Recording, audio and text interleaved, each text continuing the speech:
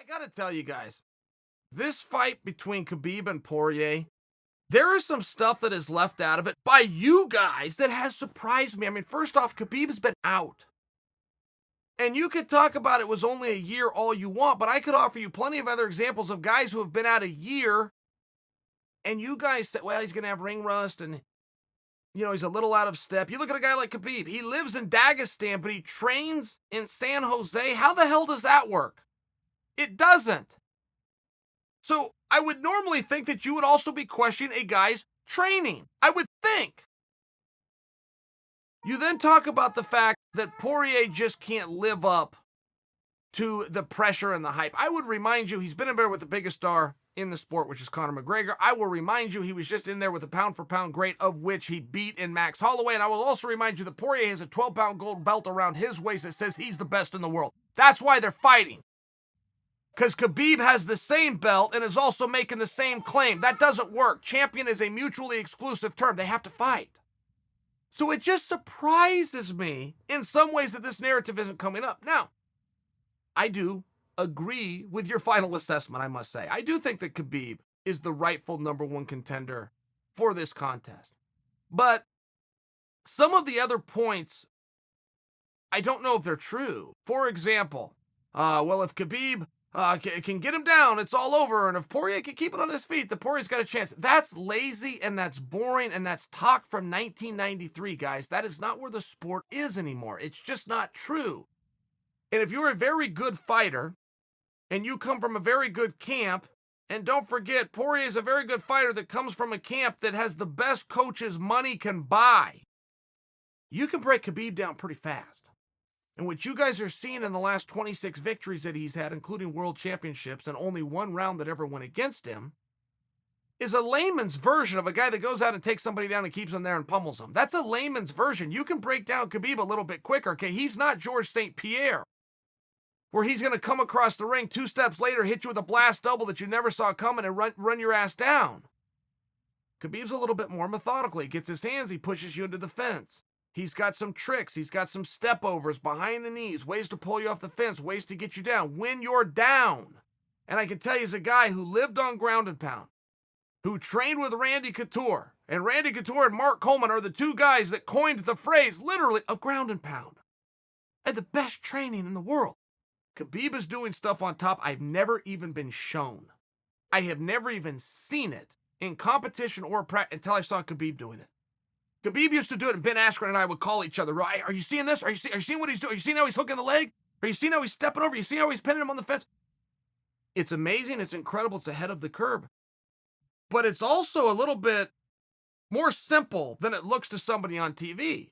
Look, if you can keep your back off the fence, you are very likely to not be taken down by Khabib. Most of you hadn't thought of that. I don't say that to condescend to you. But that's not what you do. Your job is not strategy and to break a fight down. If you keep your back off the fence, your probability of being taken down by Khabib goes way down. Why I offer you this? Mike Tyson also only had a couple of things that he did. Everybody knew what those couple of things were. Nobody could stop them. There is a false narrative in sport, okay, that if you can identify what somebody's doing, you can then plan a defense that therefore they won't be able to do it. That's not true. The greats are going to do it anyway.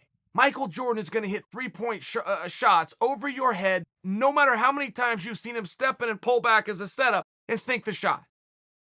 But it does surprise me a little bit that we're not talking about some of the things that I'm discussing. First off, Khabib's been out. Second off, he lives in Dagestan while training in San Jose, and I understand that took him to very far limits, but at some point, this sport ultimately does come down to one thing, which is conditioning. I do not suggest for you Khabib isn't training. I'm suggesting to you, I'm surprised that you haven't brought it up to me, that you guys haven't said, how does he live a 22-hour flight away from the gym that he trains at and still show up in shape? It just surprises me. It also surprises me that you would think that somebody who game planned as well as they did for Max Holloway would not be able to game plan and go out and implement against Khabib. And not for nothing, guys. If you're in Vegas or you got a line on a sports book and you want to place some outside action on this fight, you should place it in one place and one place only. Khabib Nurmagomedov to make weight. No, I'm not done. Khabib to make weight. That's the bet right there. If what I am saying is true, if Khabib has not been training the same because he's been out for a year, if Khabib lives in Dagestan and trains in San Jose, if he's got any kind of the rise like everybody else does, where when something great happens to him, I don't need to work as hard and I got this one figured out and I just beat the biggest star, so beating a guy lower ranked than him that he lost, I got this all figured out.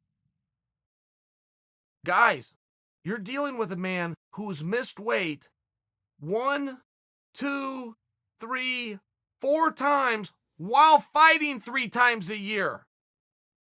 How there is no dialogue that we're going to have some drama getting Khabib to the scale when he hasn't been in there since 2018. I'm just telling you, it does surprise me. And to act as though Dustin Poirier does not have a way to go also surprises me. I will tell you in my final analysis, I do think the oddmaker had it right. I do think that Khabib is as close to bulletproof as we've seen in this sport.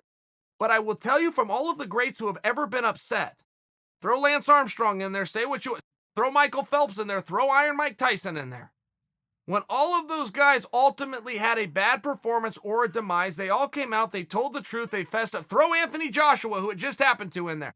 They all told the truth. They said, guys, I didn't train appropriately. And ultimately, I got tired. And I could not finish the contest. And that's largely what you see in sport when you see the huge upsets. I do not predict for you that that's what we're going to see. I only suggest for you that historically speaking, all of the same elements are in place that have came and grabbed and bit some of the greats in the ass.